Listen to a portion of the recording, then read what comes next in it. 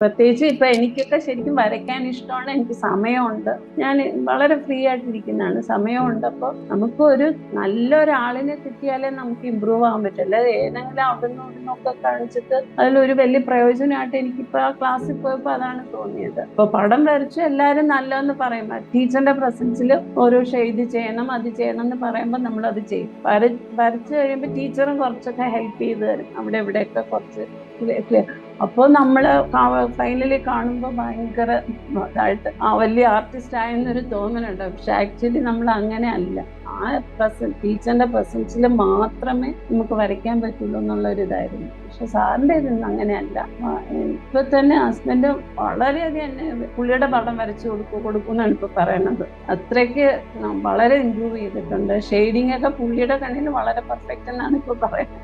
Starting തൊട്ട് nursery LKG തൊട്ട് അങ്ങ് പോസ്റ്റ് ഗ്രാജുവേഷൻ വരെയുള്ള ലെവലിൽ സാറിന്റെ ക്ലാസ് പോകുന്നുണ്ട്. ഗ്രാജുവൽ സ്റ്റെപ്പില് നമുക്ക് വളരെയധികം ഇമ്പ്രൂവ് ചെയ്യാൻ പറ്റും. ഞാനൊക്കെ വേറൊരു ക്ലാസ്സിൽ പോയപ്പോൾ മന്ത്ലി ഫീ ആണ്, അത് വീക്ക്ലി വൺസ് ആണ്. അപ്പൊ എത്ര കുറച്ച് സമയത്താണ് നമ്മൾ ഇത്രയും വലിയ ഫീസ് കൊടുത്ത് പഠിക്കുന്നത്. സാറിന്റെ ക്ലാസ് എന്ന് പറഞ്ഞാൽ അത് വെച്ച് നോക്കുമ്പോ അത് അന്ന് സ്പെൻഡ് ചെയ്ത് അന്നേ സാറിനെ കണ്ടിരുന്നെങ്കിൽ ഞാൻ.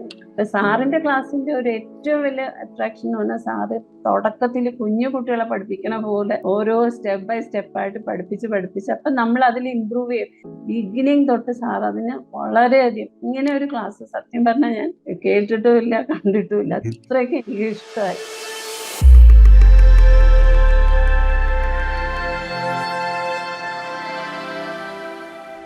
നമസ്കാരം. നമ്മുടെ സ്റ്റുഡൻസ് കമ്മ്യൂണിറ്റിയിൽ ജോയിൻ ചെയ്തുകൊണ്ട് ഓൺലൈനിലൂടെ ആർട്ട് പഠിച്ചുകൊണ്ട് സക്സസ് ക്രിയേറ്റ് ചെയ്യുന്ന സ്റ്റുഡൻസിൻ്റെ വിശേഷങ്ങൾ പങ്കുവെക്കുന്ന പുതിയൊരു എപ്പിസോഡിലേക്ക് എല്ലാവർക്കും സ്വാഗതം. ഇന്ന് നമ്മോടൊപ്പം രാജലക്ഷ്മി മാം ഉണ്ട്. അപ്പോൾ നമുക്ക് മാമിൻ്റെ വിശേഷങ്ങൾ ചോദിച്ചറിയാം. എങ്ങനെയാണ് ആർട്ടിലൂടെ എന്തൊക്കെ ആക്ഷൻ എടുത്തുകൊണ്ടാണ് റിസൾട്ട് ക്രിയേറ്റ് ചെയ്തതെന്ന് നോക്കാം. മാമിൻ്റെ ചിത്രങ്ങളെല്ലാം കാണാം. അപ്പോൾ മാം വെൽക്കം ചെയ്യുന്നു. ഞാൻ രാജലക്ഷ്മി, ട്രിവാൻഡ്രത്താണ് താമസം. ഇവിടെ തന്നെയാണ് ജോലിയൊക്കെ ചെയ്ത് ഇപ്പൊ ബാങ്ക് റിട്ടയർഡ് ലൈഫ് അങ്ങനെ ആസ്വദിക്കുന്നു. അപ്പൊ അതിന്റെ കൂട്ടത്തിലാണ് ഡ്രോയിങ് പഠിക്കാന്ന് വിചാരിച്ചത്. അതെനിക്ക് ഇഷ്ടമായിരുന്നു, ഭയങ്കര ഇഷ്ടമായിരുന്നു ഡ്രോയിങ്. പക്ഷെ അത്രയ്ക്ക് ശരിയാവോ എന്നൊന്നും വലിയ വിശ്വാസമില്ലായിരുന്നു. അങ്ങനെയാണ് സാറിന്റെ ഇതിലോട്ട് എന്റെ ഹസ്ബൻഡ് ഇങ്ങനെ പറഞ്ഞിരുന്നു, ഇടയ്ക്ക് കുറച്ചൊക്കെ വരയ്ക്കും, പക്ഷെ ശരിയാകുന്നില്ല, ആരെങ്കിലും നല്ല ആളെ കണ്ടുപിടിച്ച് വരയ്ക്കൂ എന്നൊക്കെ പറഞ്ഞിട്ടാണ് ഞാൻ സാറിനെ കണ്ടുപിടിച്ചത്. സത്യം പറഞ്ഞാൽ എൻ്റെ ഒരു വലിയ ഭാഗ്യമായിട്ടാണ് ഞാൻ കരുതുന്നത്. എൻ്റെ ഒരു കോൺസെപ്റ്റിൽ ഞാൻ വളരെയധികം മുന്നോട്ട് പോയി ഡ്രോയിങ്ങിൽ നിന്നാണ് എൻ്റെ ഒരു വിശ്വാസം. ഹസ്ബൻഡും എൻ്റെ ഇതെല്ലാം വ്യൂ ചെയ്യുന്ന ഒരാളായതുകൊണ്ട് പുള്ളിയും അത് തന്നെയാണ് പറയുന്നത്. വളരെയധികം ഇമ്പ്രൂവ് ചെയ്തു എന്നാണ് പറയുന്നത്. അതുകൊണ്ട് സാറിന് ഫസ്റ്റ് ഒരു വലിയ താങ്ക്സ്. പിന്നെ വേറെ പടം ആദ്യമൊക്കെ ഞാൻ വരയ്ക്കുന്ന എനിക്ക് ഒട്ടും ഒരു സാറ്റിസ്ഫൈഡ് ആയിട്ടല്ല, ഫേസ്ബുക്കിൽ ഷെയർ ചെയ്യാൻ പോലും വലിയ താല്പര്യം ഉണ്ടായിട്ടല്ലായിരുന്നു ചെയ്യുന്നത്. എനിക്ക് തന്നെ ഒരു ഇഷ്ടപ്പെടുന്ന രീതിയിലല്ലായിരുന്നു.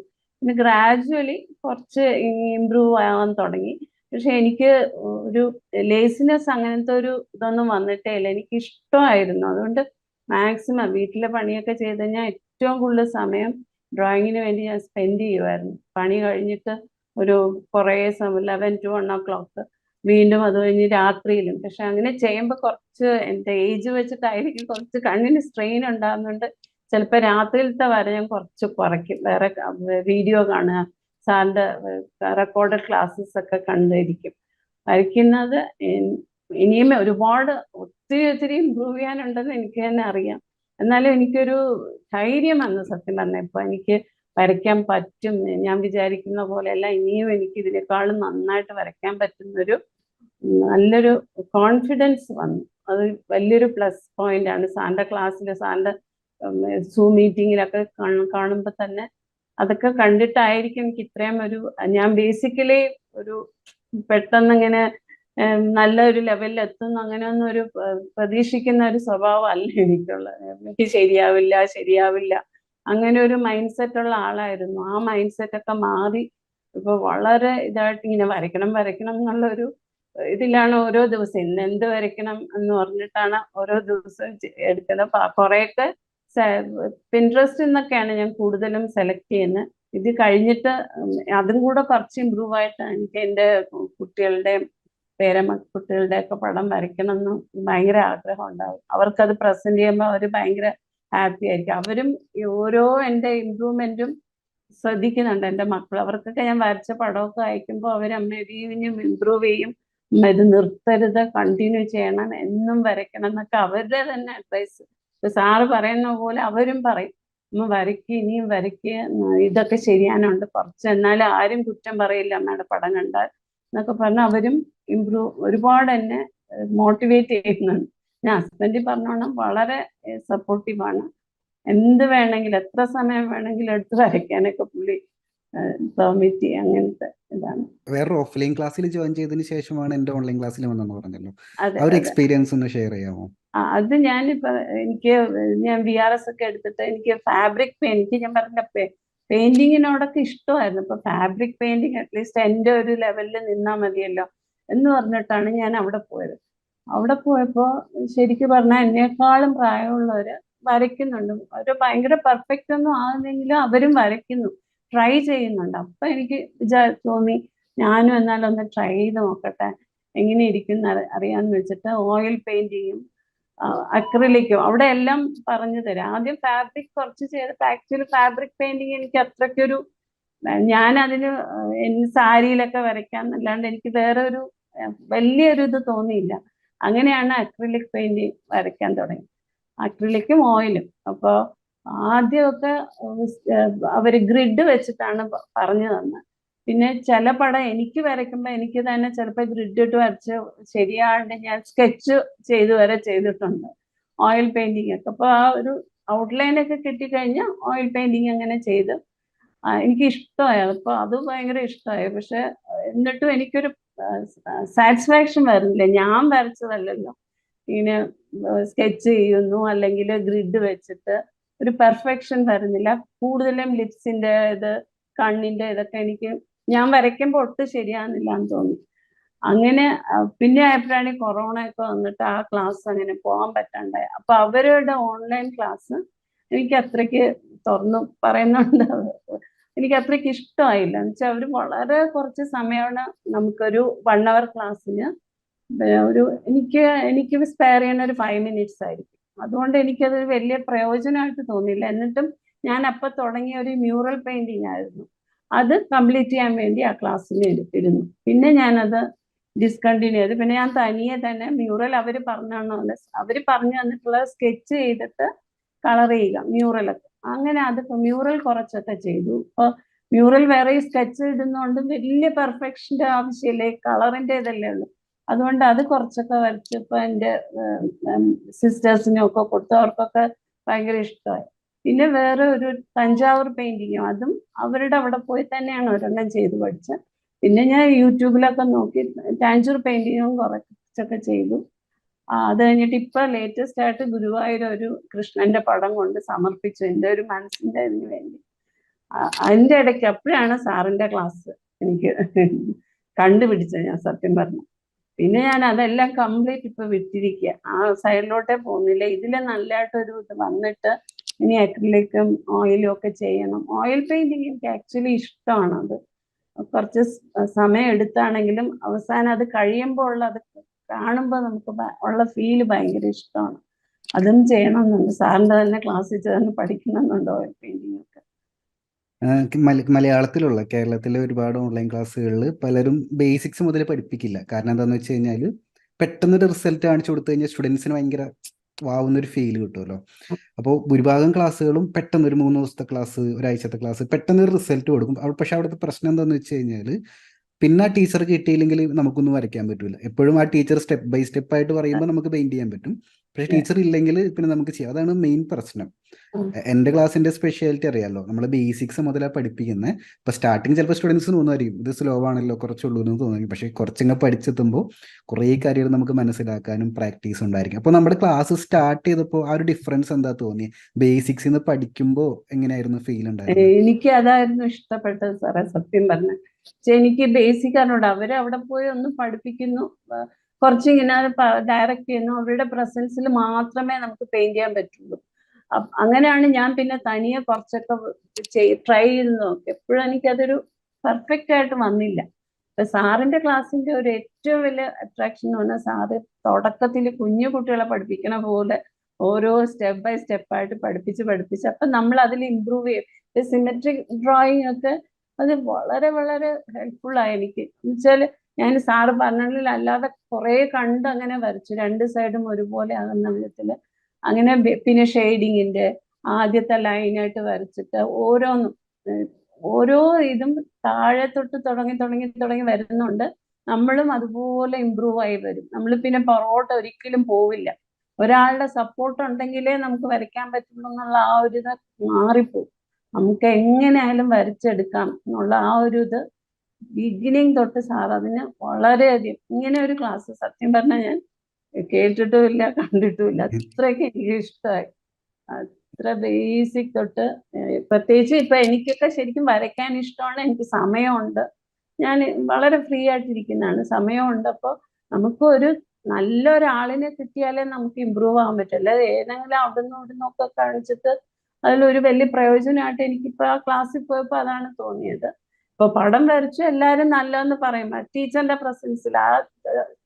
പ്രസൻസിൽ ഓരോ ഷെയ്ഡ് ചെയ്യണം, അത് ചെയ്യണം എന്ന് പറയുമ്പോൾ നമ്മൾ അത് ചെയ്യും.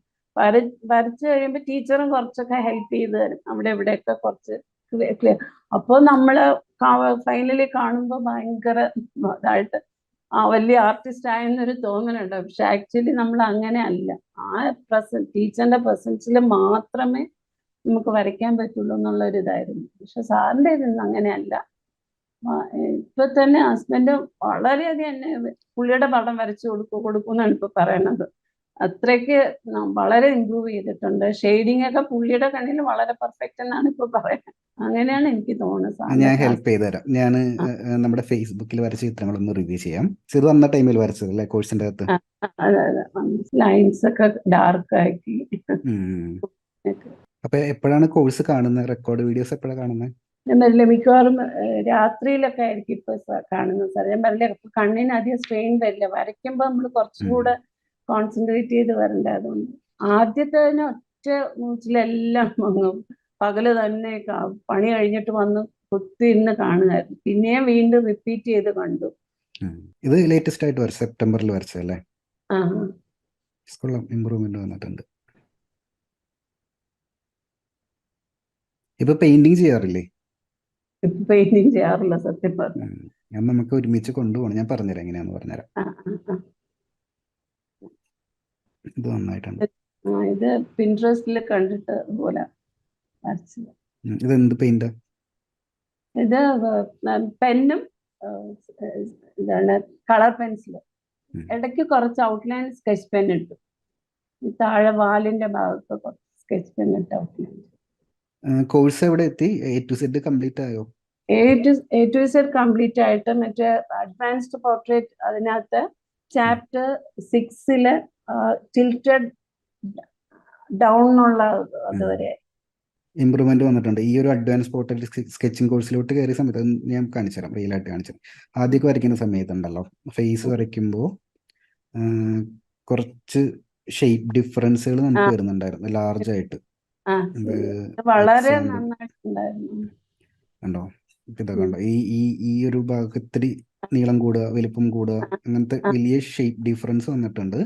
പക്ഷെ നമ്മൾ ഇപ്പൊ ലാസ്റ്റ് സ്റ്റേജിലൂടെ എത്തുന്ന സമയത്ത് ചിത്രങ്ങൾ നോക്കിയാൽ മനസ്സിലാവും ഏകദേശം ഒരു ടോട്ടൽ ഫേസിന്റെ സ്ട്രക്ചർ ഇമ്പ്രൂവ് ആയിട്ടുണ്ട്. അപ്പോൾ അതിൽ തന്നെ ഫോക്കസ് ചെയ്തോ. നമുക്ക് ഇനി ഷെയ്ഡിങ്ങിലോട്ട് ഫോക്കസ് ചെയ്യാൻ മുമ്പ് ഇപ്പൊ പോർട്രേറ്റ് വരയ്ക്കണം എന്നല്ല ആഗ്രഹം പറഞ്ഞേ. അപ്പൊ നമ്മുടെ അഡ്വാൻസ് പോർട്രേറ്റ് സ്കെച്ചിങ് കോഴ്സിൽ തന്നെ കൂടുതൽ പ്രാക്ടീസ് ചെയ്യുക. അപ്പൊ നമുക്ക് പെർഫെക്റ്റ് ആയിട്ട് ഒരു പോർട്രേറ്റ് കറക്റ്റ് ആയിട്ട് കംപ്ലീറ്റ് ആക്കാൻ പറ്റും. ഇതിൽ തന്നെ ആണെങ്കിലും ചെറിയ ഡിഫറൻസേ ഉള്ളൂ, ഒരുപാട് വലിയ ഡിഫറൻസ് ഇല്ല. ലിപ്പിന്റെ ഈ ഒരു ലൈൻ ഉണ്ടല്ലോ, നമ്മൾ താഴത്തോട്ട് വളഞ്ഞു പോയി, അങ്ങനത്തെ കുഞ്ഞ് ഡിഫറൻസേ ഉള്ളൂ. അത് നമ്മുടെ ആ മെത്തേഡൊക്കെ പഠിക്കുന്ന സമയത്ത് കറക്റ്റ് ആയിക്കോളും. അതിൽ ഒരുപാട് ടെൻഷൻ ഇല്ല. ഫേസിന്റെ ഓവറോൾ ഷേപ്പും എക്സ്പ്രഷനും ഒക്കെ കറക്റ്റ് ആയിട്ട് വന്നിട്ടുണ്ട്. ഇത് കണ്ടോ? പുരികത്തിന്റെ ചെറിയൊരു ഡയറക്ഷൻ ഡിഫറൻസ്, ലിപ്പിന്റെ ഡയറക്ഷൻ ഡിഫറൻസ് ആണ്. അപ്പൊ അത് കുറച്ചൊന്ന് പ്രാക്ടീസ് ചെയ്ത് കഴിയുമ്പോൾ ശരിയാവും. പിന്നെ നമ്മുടെ മെഷർമെന്റ് കറക്ഷൻ കൊണ്ടൊരു ചാപ്റ്റർ ഉണ്ടല്ലോ കോഴ്സിന്റെ അകത്ത്, അത് കൂടുതലായിട്ടൊന്ന് പ്രാക്ടീസ് ചെയ്തോളൂ. എന്നിട്ട് നമ്മുടെ ഗോൾ ഇപ്പൊ ഒന്ന് എഴുതി വെച്ചു. നമ്മുടെ ഗോൾ ഇപ്പൊ സെറ്റ് ചെയ്യേണ്ടത് ഒരു ഫോട്ടോ കണ്ടാൽ അതേപോലെ ഔട്ട്ലൈൻ പേപ്പറിലേക്ക് വരയ്ക്കാൻ പറ്റണം. പോർട്രേറ്റിന്റെ കൺഫ്യൂഷൻ ആക്കരുത്. സ്റ്റെപ്പ് ബൈ സ്റ്റെപ്പ് ആയിട്ട് വേണം പോകാനായിട്ട്. ഔട്ട്ലൈൻ ആദ്യം വരയ്ക്കാൻ പറ്റണം. നമുക്ക് കറക്റ്റായിട്ട് ഇതുപോലെ ഒരു ഫോട്ടോ ഒക്കെ ഇട്ട് കഴിഞ്ഞാൽ ഒരു മിസ്റ്റേക്കും ഇല്ലാതെ ഔട്ട്ലൈൻ കറക്റ്റായിട്ട് പേപ്പറിലോട്ട് വരയ്ക്കാൻ പറ്റും. അതിനുശേഷം ആ, നമുക്ക് ഷെയ്ഡിങ്ങിൽ ഫോക്കസ് ചെയ്യാം. ആ, ശരി അത് ശരി. ഞാൻ പറഞ്ഞുതരാം. ഷെയ്ഡിങ്ങിൽ ഫോക്കസ് ചെയ്യുന്ന ടൈമിൽ ഉം. ഡയറക്റ്റ് ആയിട്ട് പോർട്രേറ്റിംഗ് ഷെയ്ഡിങ് പ്രാക്ടീസ് ചെയ്യാനേക്കാളും നല്ലത് ആ, ഇതേപോലെ ഒബ്ജക്ട് ഡ്രോയിങ് ഉണ്ടല്ലോ, ഞാൻ മുമ്പ് ചെയ്തിട്ടുണ്ട് നമ്മുടെ ഇതേപോലത്തെ ക്ലോത്ത് ഷെയ്ഡിങ്, ആ, ആ, ഇങ്ങനത്തെ ഒബ്ജക്ട് ഡ്രോയിങ് പ്രാക്ടീസ് ചെയ്യണ കുറച്ചും കൂടി എളുപ്പം നമുക്ക്. ആ, ആ, ശരി ശരി. അതിൽ ഇപ്പോൾ ഒരു ലെയർ അല്ലേ ഷെയ്ഡ് ചെയ്തിട്ടുള്ളൂ, അതിൽ ആ, 2-3 ലെയർ ഷെയ്ഡ് ചെയ്ത് കുറച്ചും കൂടി ആ, റിയലിസ്റ്റിക് ആക്കി ഒബ്ജക്റ്റ് ഷെയ്ഡ് ചെയ്യാനായിട്ട് ആദ്യം പഠിക്കുക. ആ, എന്നിട്ട് പോർട്രേറ്റ് ഷെയ്ഡിങ്ങിലോട്ട് കിടക്കുമ്പോൾ പെട്ടെന്ന് നമുക്ക് റിസൾട്ട് കിട്ടും. ഉം. അപ്പം അങ്ങനെ ഒന്ന് ട്രൈ ചെയ്തോളൂ, ആ. ബെറ്റർ ഒബ്ജക്ട് ആയിരിക്കും. ഡ്രോയിങ് ആണ് കൂടുതൽ കോൺസെൻട്രേറ്റ് ചെയ്യേണ്ടത്. ആദ്യം ഫോക്കസ് ചെയ്യേണ്ടത് ഫേസിന്റെ ഔട്ട്ലൈൻ കറക്റ്റ് ഔട്ട്ലൈൻ. ആക്കുക.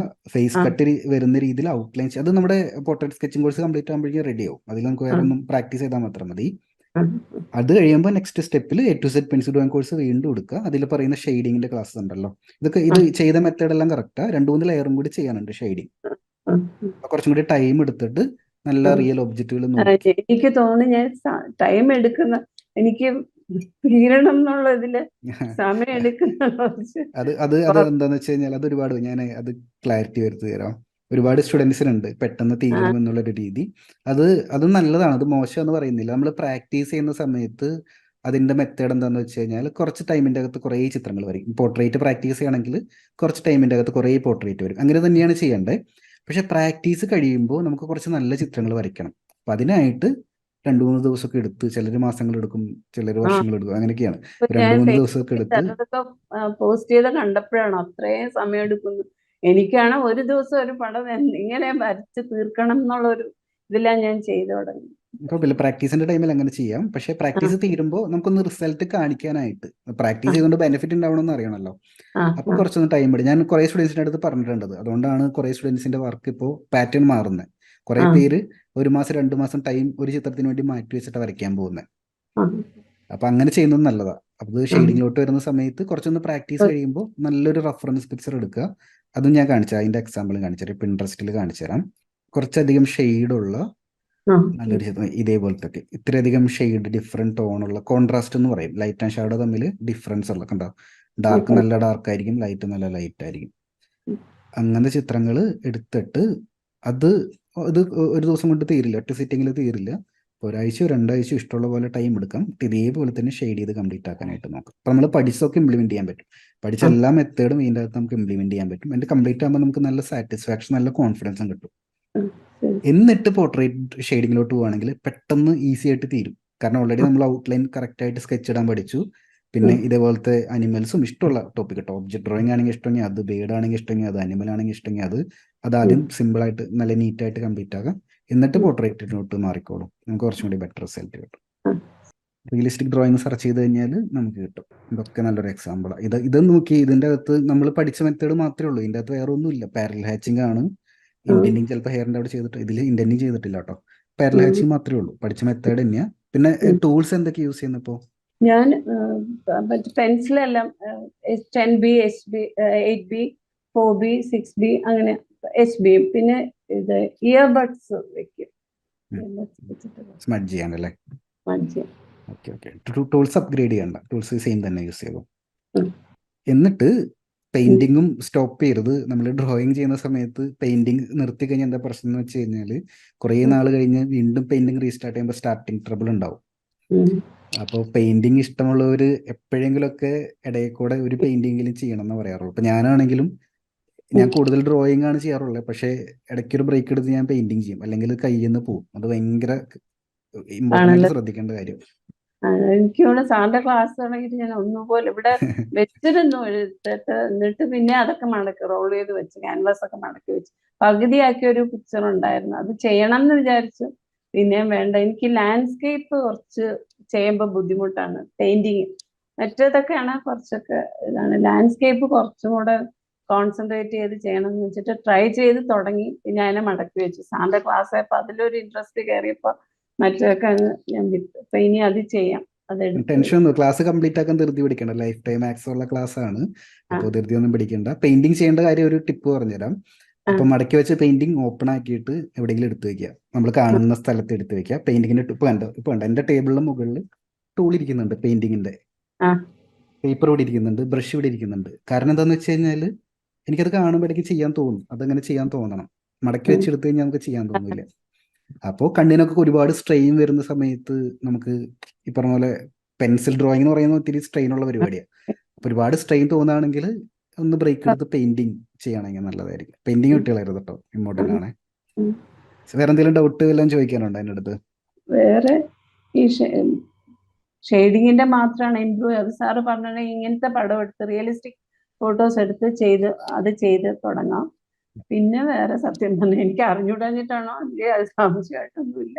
ഇങ്ങനെ അത് തന്നെ ഇങ്ങനെ ഫോളോ ചെയ്തുകൊണ്ട് സെയിം പാറ്റേണിൽ കുട്ടിയെ പോലെ ഒരു 10ാം ക്ലാസ്സിലെ കുട്ടികളെ പോലെ സാന്റ ക്ലാസ് അങ്ങനെ ശ്രദ്ധിച്ച് പോവാൻ നോട്ടൊക്കെ കറക്റ്റായിട്ട് വെച്ച് ലൈനൊക്കെ ഇട്ട് കറക്റ്റായിട്ട് എഴുതി അത് പിന്നെ ഒന്ന് മറിച്ച് നോക്കുക, അങ്ങനെയൊക്കെയാണ് ചെയ്യുന്നത്.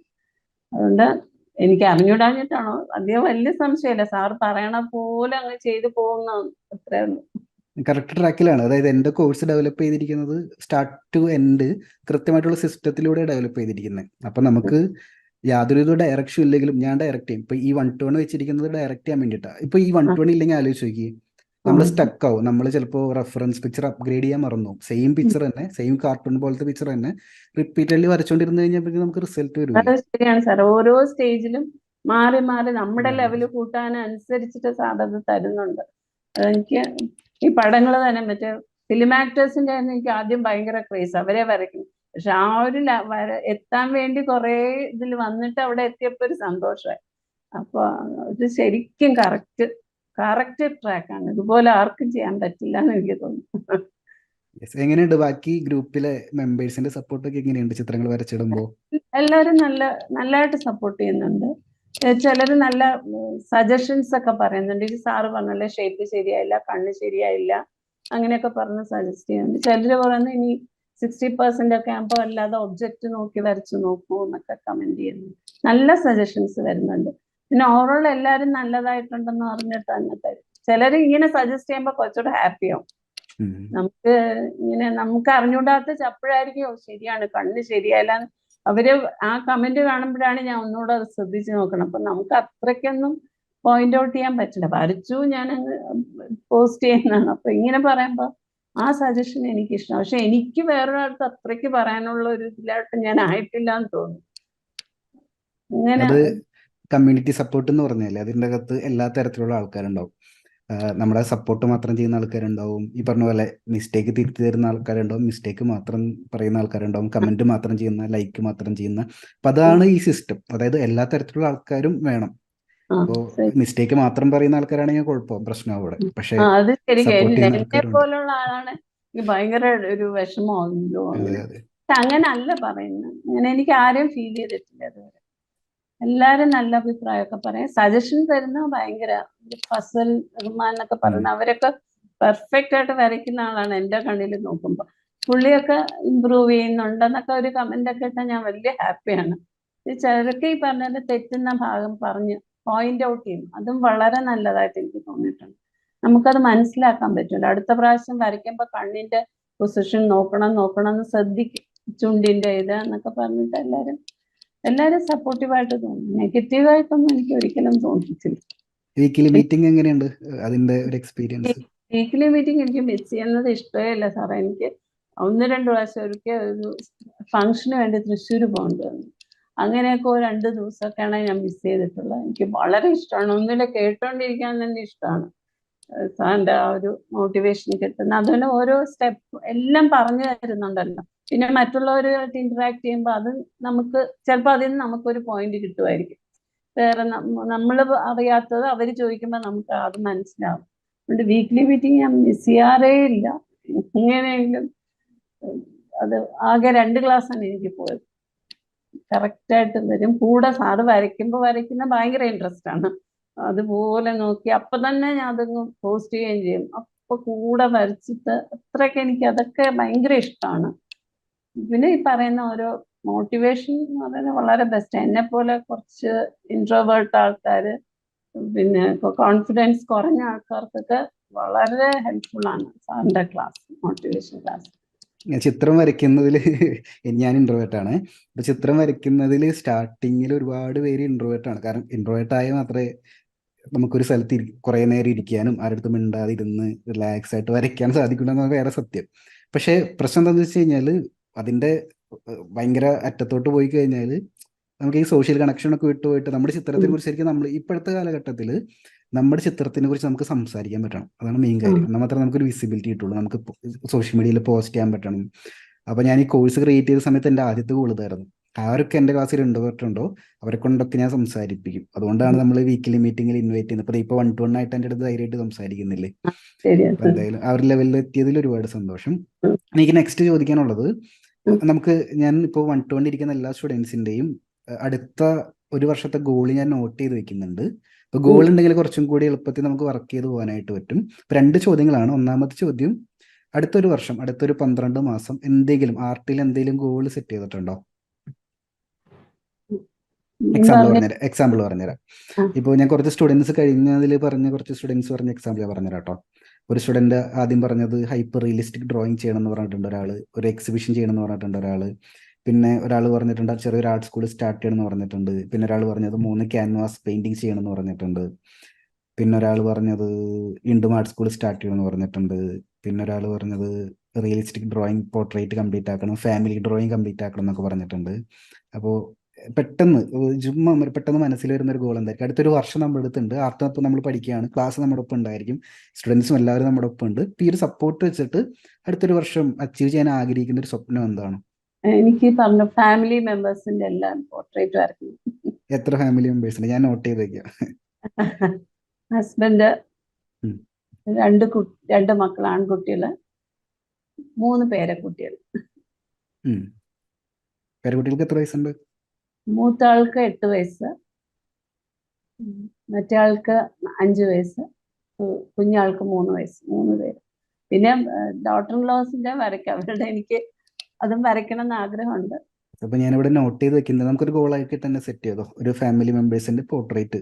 ഇപ്പൊ 1, 2, 3, 4, 5, 6 പേരുടെ പോർട്രേറ്റ്. ആദ്യം നമുക്ക് 6 പേരെ കംപ്ലീറ്റ് ആക്കാം. അതിൽ ആദ്യം ഹസ്ബൻഡിന്റെ തന്നെ വരയ്ക്കാം. പുള്ളിയുടെ കംപ്ലൈന്റ് അങ്ങ് മാറ്റാം. ഇന്നലെ കൂടെ പറഞ്ഞു, നീ വരയ്ക്കൂ, ഇതൊക്കെ കാണിച്ചിട്ട് നീ എന്നെ വരയ്ക്കൂ, നീ എന്നെ എപ്പോഴും കാണുന്നതല്ല, എന്നെ വരയ്ക്കൂ എന്ന് പറഞ്ഞു. ഞാൻ നോട്ട് ചെയ്ത് വെച്ചിട്ടുണ്ട്.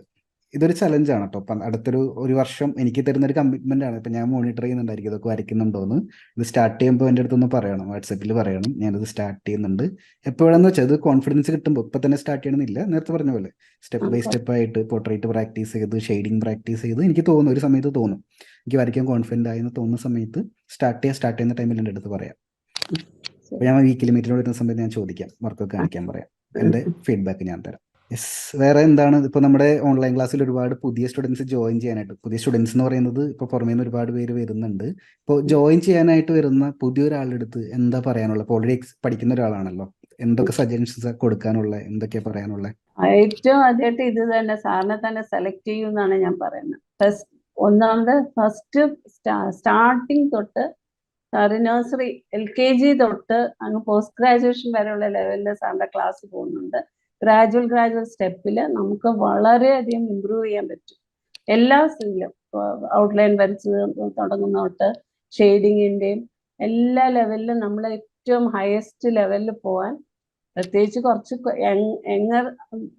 കുട്ടികളെ ഇപ്പം തുടങ്ങിക്കഴിഞ്ഞാൽ അവരെ ഒരു 10-20 വയസ്സാകുമ്പോഴേക്കും വളരെ നല്ലൊരു ആർട്ടിസ്റ്റ് ആക്കാം. അത്രയ്ക്കും നല്ലതായിട്ടുള്ളൊരു ഇതാണ് സാറിൻ്റെ ക്ലാസ്. സാറിൻ്റെ ക്ലാസ് റിപ്പീറ്റ് ചെയ്ത് കാണുന്നത് നല്ലതാണെന്ന് എനിക്ക് തോന്നിയിട്ട്, നമുക്ക് ചിലപ്പോൾ വരയ്ക്കുമ്പോൾ സംശയമൊക്കെ തോന്നുമ്പോൾ അതെടുത്ത് നോക്കുന്ന, റിപ്പീറ്റ് ചെയ്ത് വരയ്ക്കുന്ന. ഷെയ്ഡിങ് അത് തന്നെ അതുപോലെ ഞാൻ സത്യം പറഞ്ഞാൽ കുറേ പ്രാവശ്യം അത് വരച്ചിട്ടുണ്ട്. അത് ഷെയ്ഡിങ് കുറേ പ്രാവശ്യം ഇങ്ങനെ നമ്മൾ പ്രാക്ടീസ് ചെയ്യുക. സാറിൻ്റെ ക്ലാസ് കണ്ട് അതുപോലെ നമ്മൾ ഫോളോ ചെയ്താൽ ഉറപ്പായിട്ട് 100% നമ്മൾ നല്ലൊരു ആർട്ടിസ്റ്റ് ആവുമെന്ന് എനിക്ക് ധൈര്യമായിട്ട് പറയാൻ പറ്റും. ഏത് കുട്ടിയുടെ ആര് ചേർന്നാലും അത് ഞാൻ പറയാം. ഞാൻ എൻ്റെ കുട്ടിയോടൊന്നും പറഞ്ഞിട്ടുണ്ട്, നിങ്ങൾ അവർക്ക് ഇതുപോലെ ടൈം ഡിവോട്ട് ചെയ്യണം, അല്ലാണ്ട് വെറുതെ ഒരു ഇതായിട്ട് പറ്റില്ല. സമയം എടുത്ത് ചെയ്തു കഴിഞ്ഞാൽ വളരെയധികം ഏറ്റവും വരെയുള്ള ലെവലിൽ പോകാൻ പറ്റും. അതാണ് എനിക്ക് സാറിന്റെ ക്ലാസ്സിനെ പറ്റി പറയാനുള്ളത്. എല്ലാരും ധൈര്യമായിട്ട് ഒന്നും സെക്കൻഡ് തോട്ടൊന്നും വേണ്ട, അപ്പൊ തന്നെ ചേരും. അതുപോലെ ലൈഫ് ടൈം ഇതാണ്, എത്ര നാള് വേണമെങ്കിൽ നമുക്കിത് കാണാം. അത് ഏറ്റവും വലിയൊരു പോയിന്റാണ്. ഇപ്പൊ ഞാനൊക്കെ വേറൊരു ക്ലാസ്സിൽ പോയപ്പം മന്ത്ലി ഫീ ആണ്, അത് വീക്ക്ലി വൺസ് ആണ്. അപ്പൊ എത്ര കുറച്ച് സമയത്താണ് നമ്മൾ ഇത്രയും വലിയ ഫീസ് കൊടുത്ത് പഠിക്കുന്നത്. സാറിന്റെ ക്ലാസ് എന്ന് പറഞ്ഞാൽ അത് വെച്ച് നോക്കുമ്പോ എനിക്ക് അത് അന്ന് സ്പെൻഡ് ചെയ്ത് അന്നേ ഈ സാറിനെ കണ്ടിരുന്നെങ്കിൽ ഞാൻ കുറെ കൂടെ ഇല്ല, ഇമ്പ്രൂവ് അന്നേ ചെയ്ത്. കണ്ടിട്ട് കാര്യമില്ല. അത് എന്താന്ന് വെച്ച് കഴിഞ്ഞാല് എൻ്റെ ഈ ക്ലാസ് ഇത് റിഫൈൻ ചെയ്തെടുത്തൊരു ക്ലാസ്സാണ്. ഇത് ഫസ്റ്റ് തന്നെ ഇങ്ങനെ ആയിരുന്നില്ല, പാറ്റേൺ ഇങ്ങനെ ആയിരുന്നില്ല. ഇതെല്ലാം ഞാൻ സെപ്പറേറ്റ് ചെയ്യുന്നുണ്ടായിരുന്നു. അതായത് വീക്ക്ലി മീറ്റിംഗ് മാത്രമായിട്ട് ഞാൻ ഫീസ് വാങ്ങി ചെയ്യുന്നുണ്ടായിരുന്നു. ഡൗട്ട് ക്ലിയറിംഗ്, വാട്സാപ്പ് സപ്പോർട്ട് മാത്രം ഫീസ് വാങ്ങിച്ചിട്ട്, റെക്കോർഡ് ക്ലാസ് മാത്രം ഫീസ് വാങ്ങിച്ചിട്ട്, അങ്ങനെ സെപ്പറേറ്റ് 2 മാസത്തെ ക്ലാസ്, 20 ദിവസത്തെ ക്ലാസ്, അങ്ങനെയൊക്കെ ആയിരുന്നു. അപ്പോൾ പിന്നെ ഞാൻ സ്റ്റുഡൻസുമായിട്ട് കണക്ട് ചെയ്യും. ഞാൻ ഓപ്പൺ ആയിട്ട് ചോദിക്കും എങ്ങനെയായിരുന്നു ക്ലാസ്സിനെ കുറിച്ച് നോക്കി. അപ്പോൾ എൻ്റെ അടുത്ത് ഓപ്പൺ ആയിട്ട് ഫീഡ്ബാക്കും പറയും. അപ്പം അങ്ങനെ സ്റ്റുഡൻസിൻ്റെ ഓരോ ഫീഡ്ബാക്ക് എടുത്ത് റിഫൈൻഡ് ആയിട്ട് ഞാനത് കൊണ്ടുവന്നത്. ഇപ്പോൾ ക്ലാസ്, ഇപ്പോൾ നമ്മുടെ കോഴ്സിൻ്റെ അകത്ത് നോക്കിക്കഴിഞ്ഞാൽ ആർട്ടുമായിട്ട് റിലേറ്റ് അല്ലാത്ത വെൽനെസ്സിൻ്റെ ക്ലാസ്സുകളുണ്ട്. ടൈം ടേബിൾ എങ്ങനെ ഉണ്ടാക്കാം, മടി എങ്ങനെ മാറ്റാം. അപ്പോൾ ഇതൊക്കെ സ്റ്റുഡൻസിൻ്റെ ഫീഡ്ബാക്കിൽ നിന്ന് എനിക്ക് കിട്ടിയ. ഒരുപാട് പേര് ഓൺലൈൻ ക്ലാസ്സിലോട്ട് വരുന്ന സമയത്ത് മടി ഉള്ളത് കൊണ്ട് റിസൾട്ട് കിട്ടാത്തവരുണ്ട്. മനസ്സിലാവുന്നുണ്ടോ? വന്നു കഴിയുമ്പോൾ റെക്കോർഡ് ക്ലാസ് കാണാൻ മടി, പ്രാക്ടീസ് ചെയ്യാൻ മടി. അപ്പോൾ അതൊരു ഞാനൊരു കോഴ്സാക്കി മാറ്റി. മടിയുള്ളവർക്ക് ആ കോഴ്സ് അറ്റൻഡ് ചെയ്ത് കഴിഞ്ഞാൽ അതിൽ പറയുന്ന കാര്യങ്ങൾ ഇംപ്ലിമെൻറ്റ് ചെയ്യുന്ന മടി മാറ്റാൻ പറ്റും. പിന്നെ ഒരു സമയത്ത് റെക്കോർഡർ കോഴ്സ് മാത്രമായിരുന്നു എനിക്ക്. അപ്പോൾ വിഷയം എന്താണെന്ന് വെച്ച് കഴിഞ്ഞാൽ കാണില്ല, ഞാനും സ്റ്റുഡൻസ് തമ്മിൽ കണക്ഷൻ വിട്ടുപോകും. അപ്പോഴാണ് നമ്മൾ വീക്ക്ലി മീറ്റിംഗ് കൊണ്ടുവന്നത്. വീക്ക്ലി മീറ്റിംഗിൽ പങ്കെടുക്കുന്ന നിർബന്ധമാക്കി. അപ്പോൾ കുറേ പേർക്ക് ഈ പറയുന്ന പോലെ സൺഡേ 8 മണിക്ക്, രാത്രി 8 മണിക്ക് ഫ്രീ അല്ലാത്തവരുണ്ട്. അപ്പോൾ നമ്മൾ എന്ത് ചെയ്തു, വീക്ക്ലി മീറ്റിങ്ങിൻ്റെ റെക്കോർഡിങ് അവൈലബിൾ ആക്കി. അങ്ങനെ സ്റ്റുഡൻസിന് എവിടെയൊക്കെ ഗ്യാപ്പ് ഉണ്ടോ അതെല്ലാം നമ്മൾ ഫില്ല് ചെയ്ത്. പിന്നെ ഒരു സമയത്ത് ഒരു പ്രശ്നം ഉണ്ടായിരുന്നത്, മറ്റുള്ള സ്റ്റുഡൻസ് വരയ്ക്കുന്നത് ഞങ്ങൾക്ക് കാണാൻ പറ്റുന്നില്ല എന്നൊരു പ്രശ്നം സ്റ്റുഡൻസ് പറഞ്ഞു. അപ്പോൾ പ്രശ്നമായിട്ടല്ല ഞാൻ മനസ്സിലാക്കുന്നത്, അത് അവരുടെ സജഷൻസ്, അത് എന്നെ ഇഷ്ടമുള്ളതുകൊണ്ട് അവരങ്ങനെ ഓപ്പൺ ആയിട്ട് പറയുന്നത്. ഞാൻ ഇമ്പ്രൂവ് ആകണം എന്നൊക്കെ ആഗ്രഹിച്ചിട്ടാണ്. അപ്പോൾ ഞാനത് എടുക്കും. നല്ല സജഷൻ ആണെങ്കിൽ ഞാൻ എടുക്കും. അങ്ങനെയാണ് നമ്മുടെ ഫേസ്ബുക്ക് ഗ്രൂപ്പ് കൊണ്ടുവന്നത്. അപ്പോൾ ഇപ്പോൾ ഇരിക്കുന്ന ഒരു ടോട്ടൽ സിസ്റ്റം, എനിക്ക് മെൻറ്റേഴ്സ് ഉണ്ട്. അപ്പോൾ അവർക്ക് ഹെൽപ്പ് ചെയ്ത് കൃത്യമായിട്ട് ഡിഫൈൻ ചെയ്ത് വെച്ചിരിക്കുന്ന ഒരു സക്സസ് ജേണിയാണ്. അപ്പോൾ സ്റ്റുഡൻസിന് വന്ന് കയറി കഴിഞ്ഞാൽ പിന്നെ ഈ പറഞ്ഞ പോലെ കണ്ണും പൂട്ടി അങ്ങ് പറയുന്ന കാര്യങ്ങൾ ഇംപ്ലിമെൻറ്റ് ചെയ്ത് കഴിഞ്ഞാൽ കറക്റ്റായിട്ട് റിസൾട്ട് കിട്ടും. പിന്നെ ഓരോ സമയത്തും ഞാൻ ഇമ്പ്രൂവ് ചെയ്യുന്നുണ്ട്. ഇപ്പോൾ ഈ 2 മാസം സ്റ്റുഡൻസിൻ്റെ ഫീഡ്ബാക്ക് മാത്രം കേൾക്കാനാണ് ഞാൻ ഇരുന്ന് കൊടുത്തത്. അതെന്താണെന്ന് വെച്ച് കഴിഞ്ഞാൽ എനിക്കറിയാം ഒരുപാട് സ്റ്റുഡൻസിന് എൻ്റെ അടുത്ത് നേരിട്ട് സംസാരിക്കാൻ താല്പര്യമുണ്ടെന്ന് പറയുന്ന സമയത്ത് ഞാൻ 2 മാസം അതിന് ഫുള്ളായിട്ട് മാറ്റി വെച്ചു.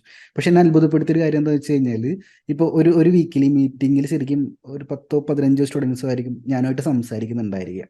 പക്ഷേ ശ്രദ്ധിച്ചിട്ടുണ്ടോ, ഏകദേശം 200ഓളം സ്റ്റുഡൻസ് ലൈവായിട്ട് സ്റ്റാർട്ട് മുതൽ എൻഡ് വരെ ആ വീക്കിലി മീറ്റിംഗ് കാണുന്നുണ്ട്. അപ്പോൾ ഞാൻ മനസ്സിലാക്കിയത്, കോമൺ ആയിട്ട് ഫീഡ്ബാക്ക് കൊടുക്കുമ്പോൾ ഒരുപാട് പേർക്ക് ബെനിഫിറ്റ് ഉണ്ട്. ഇപ്പോൾ ഒരാളിപ്പോൾ രാജലക്ഷ്മി വരയ്ക്കുന്നത് വീക്കിലി മീറ്റിങ്ങിൽ ഞാൻ ഫീഡ്ബാക്ക് ഇതുപോലെ ഫേസ്ബുക്ക് ഗ്രൂപ്പ് ഓപ്പൺ ചെയ്ത് കോമൺ ആയിട്ട് കൊടുക്കുന്ന സമയത്ത് അതേപോലെ അതേ ലെവലിൽ വരയ്ക്കുന്ന ഒരുപാട് പേരുണ്ടായിരിക്കും. അപ്പോൾ അവർക്ക് നോട്ട്സ് എഴുതിയെടുക്കാം, നമ്മൾ പറയുന്ന പോയിന്റ്സ് അവർക്ക് മനസ്സിലാക്കാൻ പറ്റും. അപ്പം അങ്ങനെ ഞാൻ എപ്പോഴും കവർ ചെയ്യാൻ ഉദ്ദേശിക്കുന്ന കാര്യം, ഫീഡ്ബാക്ക് കൊടുക്കുന്ന വീക്കിലി മീറ്റിംഗ് വരുന്ന സമയത്ത് ഒരു 10-15 ഡിഫറെൻറ്റ് കാറ്റഗറി. ഇപ്പം ഞാൻ വിളിക്കുമ്പോൾ നോക്കിയാൽ മനസ്സിലാവും, കുട്ടികളെ വിളിക്കാറുണ്ട്, ഒരുപാട് പ്രായമായിട്ടുള്ളവരെ, ജോലി ചെയ്യുന്നവരെ, ചെറുപ്പക്കാരികൾ, അങ്ങനെ ഒരു തെരഞ്ഞെടുത്തിട്ടാണ് വിളിക്കുന്നത്. അപ്പോൾ എല്ലാവർക്കും ഒരു കാറ്റഗറി, ഒരു ഫീല് കിട്ടും. അപ്പോൾ ഇതൊരു പെർഫെക്റ്റ് സിസ്റ്റം ആണെന്ന് ഞാൻ എപ്പോഴും വിശ്വസിക്കുന്നില്ല. ഇനി ഇമ്പ്രൂവ് ചെയ്യാൻ പറ്റും. അപ്പോൾ നിങ്ങളായിട്ട് ഇതുപോലെ 1-to-1 ഇരിക്കുമ്പോഴൊക്കെ എനിക്ക് ഒരുപാട് ഇൻപുട്ട് കിട്ടുന്നുണ്ട്. ഒക്കെ വെച്ചിട്ടാണ് നമ്മൾ ബിൽഡ് ചെയ്ത് പോകുന്നത്. ഇനിയും ഒരുപാട് മാറ്റങ്ങൾ നമ്മുടെ ക്ലാസ്സിലെല്ലാം വരും. ഞാൻ എന്തായാലും ഒരുപാട് പറഞ്ഞു. ഡ്രോ വിത്ത് സച്ചിൻ അതൊക്കെ എനിക്ക് ഭയങ്കര ഇഷ്ടമാണ്. കുഞ്ഞു ഡ്രോയിങ്സ് പറഞ്ഞ് നല്ല ഫ്രീ ആയിട്ടിരിക്കുമ്പോൾ സന്തോഷമായിട്ട് അങ്ങ് വരച്ച് തീർക്കാൻ പറ്റും. അതൊക്കെ എനിക്ക് നല്ല ഇഷ്ടമാണ്. അത് ഞാൻ കൂടുതൽ ചെയ്യാം. ഞാൻ ഷെയ്ഡിങ്ങിൻ്റെ, കുറച്ച് പേർക്ക് ഇതുപോലെ ഷെയ്ഡിങ്ങിൽ ഒരു സ്റ്റാർട്ടിങ് ട്രബിൾ കാണുന്നുണ്ട്. അപ്പോൾ ഞാൻ വരുന്ന ദിവസങ്ങളിൽ ഷെയ്ഡിങ്ങിൻ്റെ ലൈവ് ക്ലാസ്സും കൂടി നമ്മുടെ വീക്കിലി മീറ്റിംഗ് ഇൻക്ലൂഡ് ചെയ്യാം. പ്ലാൻ ഉണ്ട്. ഞാൻ പ്ലാൻ ചെയ്ത് വെച്ചിട്ടുണ്ട് സിലബസ് എല്ലാം. അപ്പോൾ കുറച്ചും കൂടി എളുപ്പമായിരിക്കും. എന്തായാലും ഞാൻ നേരത്തെ പറഞ്ഞ പാറ്റേൺ ഓർമ്മയുണ്ടല്ലോ അല്ലേ, ഇനി എന്തൊക്കെ ചെയ്യേണ്ടതെന്നുള്ളത് എഴുതി വെച്ചിട്ടുണ്ട്. ആദ്യം ഔട്ട്ലൈൻ വരയ്ക്കുക, പിന്നെ ഒബ്ജക്ട് ഡ്രോയിങ്, ഷെയ്ഡിങ്, കുറച്ച് ഡിഫിക്കൽട്ട് ആയിട്ടുള്ള ഷെയ്ഡിങ് ഒബ്ജക്ട് ഡ്രോയിങ് എടുത്ത് ചെയ്യുക. അത് ചെയ്യുന്നു സാർ. ഇനി അടുത്തതാണ്. പിന്നെ കൂട്ടത്തിൽ പെയിന്റിങ്ങും കൂടെ ബാക്കി വെച്ചേക്കുന്ന ഒന്നും കൂടെ എടുത്ത് ചെയ്യാം. അതിനി പറഞ്ഞ വിട്ടുപോയാൽ എനിക്ക് അത് ഇഷ്ടമുള്ള കാര്യമാണ്. അതുകൊണ്ട് വിട്ടുപോകരുത്. അതായത് പെയിന്റിങ് മെഡിറ്റേഷൻ പോലെയാണ്. ഡ്രോയിങ് ചെയ്യുന്ന സമയത്ത് നമുക്ക് കുറെ കൂടി ഫോക്കസ്, പ്രത്യേകിച്ച് ഞാൻ എടുക്കുന്ന കാറ്റഗറി റിയലിസ്റ്റിക് ഡ്രോയിങ് ആണ്. അപ്പോൾ നമുക്കുള്ള ചലഞ്ച് എന്താണെന്ന് വെച്ച് കഴിഞ്ഞാൽ, ഫോട്ടോ പോലെ വരയ്ക്കണം എന്നുള്ള കോൺസെപ്റ്റ് വെച്ച് നമ്മൾ കോഴ്സ് ബിൽഡ് ചെയ്തിരിക്കുന്നത്. അപ്പോൾ അതൊരു ഇത്തിരി സ്ട്രെസ് ഉണ്ടാക്കുന്ന പരിപാടിയാണ്. ഫോട്ടോ പോലെ അല്ലെങ്കിൽ നമുക്ക് വിഷമം വരും. പക്ഷെ പെയിന്റിങ്ങിലോട്ട് വരുന്ന സമയത്ത് ഫ്രീഡം ആണ്. ഇഷ്ടമുള്ള കളേഴ്സ് യൂസ് ചെയ്യാം. ഇപ്പൊ കുറച്ചൊരു പെയിന്റ് അങ്ങോട്ടും ഇങ്ങോട്ടും നീങ്ങിപ്പോയാലും ഇപ്പൊ ലാൻഡ്സ്കേപ്പ് ഒക്കെ ആണെങ്കിൽ ഫ്രീഡം ആ, ഉണ്ടല്ലോ. ശരിയാ ശരിയാ. പെയിന്റിങ് ചെയ്യുന്നത് ഒരു മെഡിറ്റേഷൻ പോലെ എടുത്താൽ മതി. നമുക്ക് റിലാക്സ് ചെയ്യാൻ വേണ്ടിയിട്ട് പെയിന്റിങ് എന്നുള്ള ടൂൾ എടുത്തോളൂ, മിസ്സാക്കരുത്. പിന്നെ വരയ്ക്കുന്ന എല്ലാ ചിത്രങ്ങളും ഇനി മുതൽ പോസ്റ്റ് ചെയ്തോളൂ, ഇനി മാറ്റി വയ്ക്കേണ്ട. ശരി. എല്ലാം പോസ്റ്റ് ചെയ്തോളൂ. കാരണം ശരിക്കും ഞാൻ നേരത്തെ കാണിച്ച പ്രൊഫൈലില്ലേ, അതായത് നമ്മൾ വന്ന ടൈം മുതൽ ഉള്ള ചിത്രങ്ങൾ അതിൻ്റെ അകത്ത് കാണണം. ഇപ്പൊ നമ്മൾ വന്ന ടൈമിൽ എങ്ങനെ വരച്ചിരുന്നത്, ഓരോ കാലഘട്ടത്തിൽ നമ്മൾ എന്തൊക്കെയാണ് വരയ്ക്കുന്നത്, അപ്പോൾ ലാസ്റ്റ് എങ്ങനെയാണ് കോഴ്സ് കംപ്ലീറ്റ് ആകുമ്പോൾ എന്താണ് റിസൾട്ട് എന്നൊക്കെ നമുക്ക് വലിയൊരു ലേണിംഗ് ആണ്. അതും നല്ലതായിരിക്കും. സാർ എന്തെങ്കിലും പറയാനുണ്ടോ? വേറെ നല്ല സാർ, വളരെ താങ്ക്സ് ഒരുപാട് സജഷൻസ്. സന്തോഷം. അപ്പോൾ മാം, അപ്പോൾ വീഡിയോ കാണുന്നവർക്ക് വേണ്ടിയിട്ട് മാം ഇപ്പോൾ ഇവിടെ വന്നിരിക്കുന്നത് നമ്മുടെ ഓൺലൈൻ ക്ലാസ്സിൽ ജോയിൻ ചെയ്ത് കുറേ ടാസ്ക് ഒക്കെ കംപ്ലീറ്റ് ആക്കി, കുറേ പ്രാക്ടീസ് ചെയ്ത്, കുറേ പഠിച്ച്, കുറേ ഇമ്പ്രൂവ്മെന്റ് വരുത്തി. ഞാൻ കുറേ ചെക്ക് ലിസ്റ്റ് എല്ലാം കൊടുത്തിട്ടുണ്ട്. അതൊക്കെ കംപ്ലീറ്റ് ആക്കിയിട്ട് കോൺഫിഡൻസ് അച്ചീവർ എന്ന് പറയുന്ന റിവാർഡ് കരസ്ഥമാക്കിയിട്ടാണ് ഇവിടെ വന്നിരിക്കുന്നത്. മാമിന് കൺഗ്രാജുലേഷൻസ്. ഇനി അടുത്തടുത്ത റിവാർഡുകൾ നമുക്കുണ്ട്, എന്തൊക്കെയാണെന്ന് അറിയാലോ. അപ്പോൾ അടുത്തത് അച്ചീവ് ചെയ്യുക. ഇനി ഞാനും കുറച്ചും കൂടി ക്ലോസ്ലി മോണിറ്റർ ചെയ്യുന്നുണ്ടായിരിക്കും വരയ്ക്കുന്നതെല്ലാം. എന്തായാലും ഓൾ ദി ബെസ്റ്റ്. ഞാൻ മൈൻഡപ്പ് ചെയ്തേക്കട്ടെ. ഹസ്ബൻഡിന്റെ അടുത്ത് തന്നെ അന്വേഷണം പറഞ്ഞോളൂ. പോർട്രേറ്റ് പെട്ടെന്ന് തന്നെ റെഡിയാക്കാന്ന് പറഞ്ഞു. ശരി ശരി. Thank you. Have A great day.